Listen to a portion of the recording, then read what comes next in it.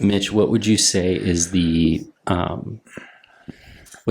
what are some of the common things that you see board members do that you would caution against? Lack of consistency. So whether that be applying fines to people for certain people, right?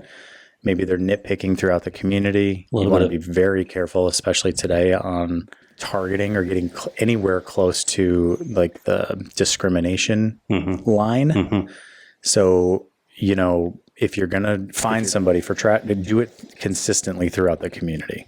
Falling into a trap of making big financial decisions based on, or not making financial decisions based on perceived pressure from angry homeowners that have made it abundantly clear that they don't want their dues to increase.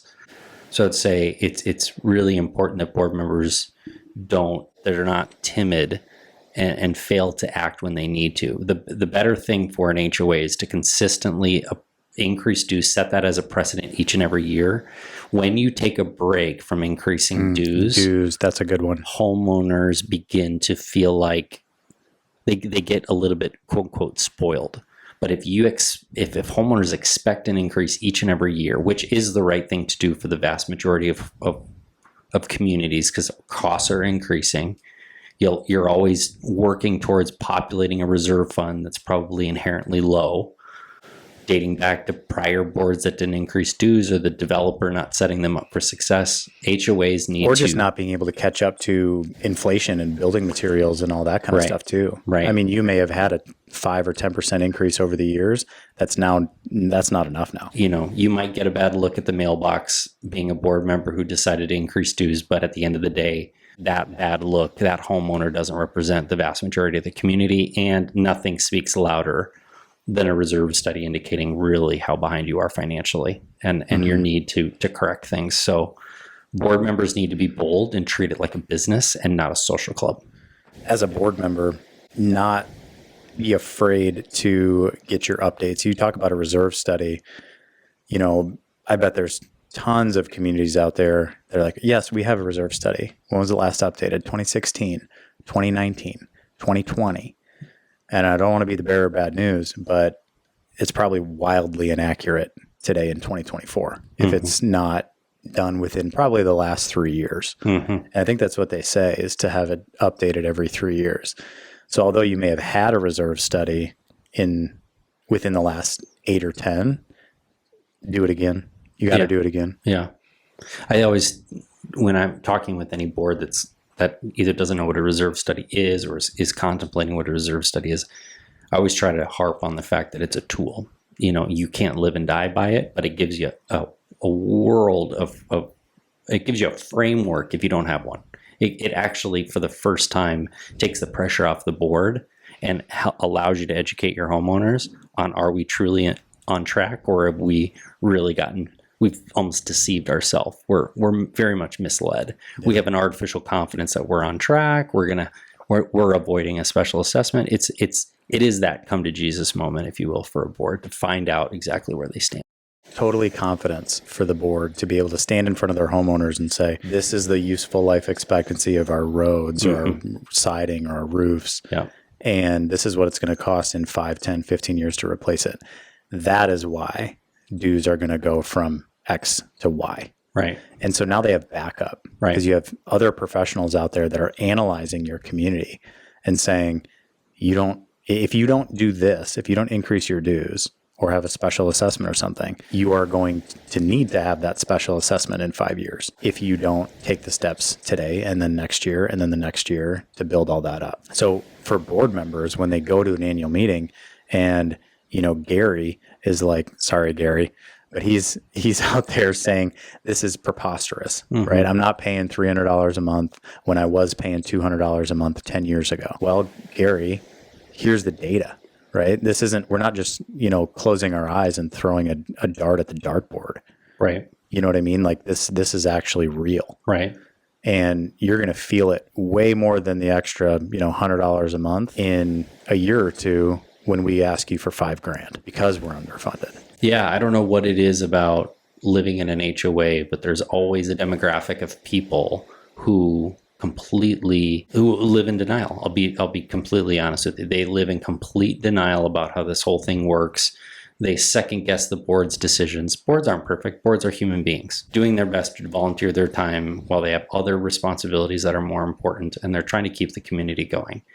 But they are the ones that perpetually believe that the dues should never increase. They don't understand why they should increase. I often see where homeowners make a comp with one of their friends or a nearby HOA, and they say, they're similar units. Oh, yeah. And I don't understand why they have less dues amount. What you don't understand is that community might have just used up a bunch of the reserve funds for a capital improvement project. How do we know that the governing documents spell out the same for responsibility for homeownership, homeowner versus association?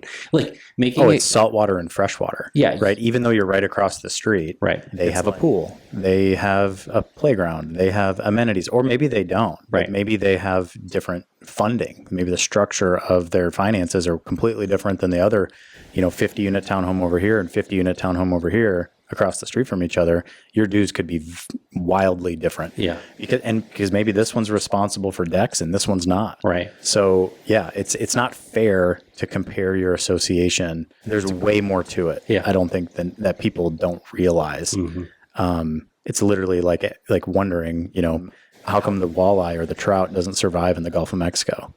Right. Water is water. Right. No, it's not. Right. But when someone says, I wish our dues were lower, it doesn't make sense. Babbling Brook HOA across the street has lower dues. I would rather live there. Be careful to say that you would rather live there, because if your HOA has higher dues, but you're heading towards a direction of way more sound financial stability, if you will, as an HOA, you will look at those homeowners across the street that you once envied.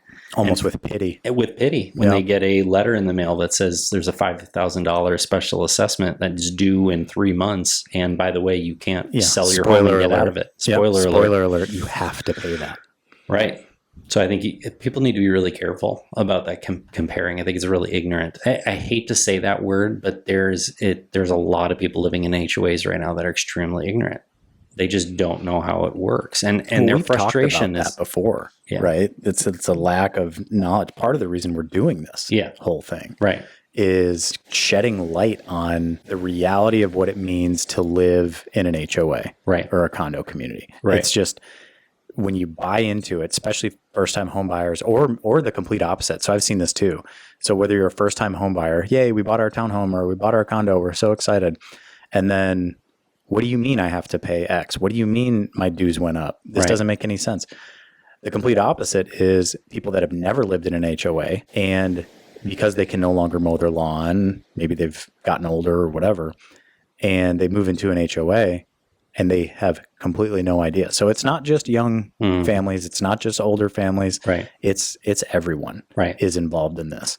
And I just don't know if people really have a solid grasp on this whole concept. I mean, you don't know what you don't know. So I'm not going to fault you for that. I know there are great real estate agents out there. I don't know how awesome the guidance is from the start across the board. Sure. On the real estate agent side, I'd like to put a little onus on the agent to really explain this better. Right.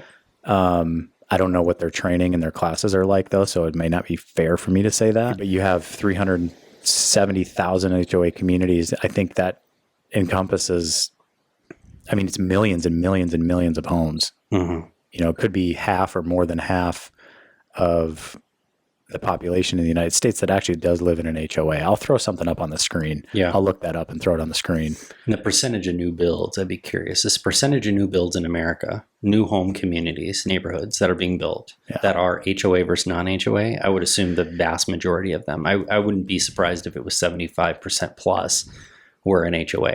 So the HOA model. Oh yeah, drive around. Yeah. Just look. The HOA model is only going to increase because, from my understanding, cities prefer it that way. If they can take something off of their books so that they're not responsible for a certain aspect that they can put back onto homeowners, it just makes them. They're still going to get your property taxes from you, but they don't have to bolster up their local budget for roadways, and sidewalks, and just plowing and all the extra work that goes into maintaining these communities. They don't want to increase the property taxes to account for it.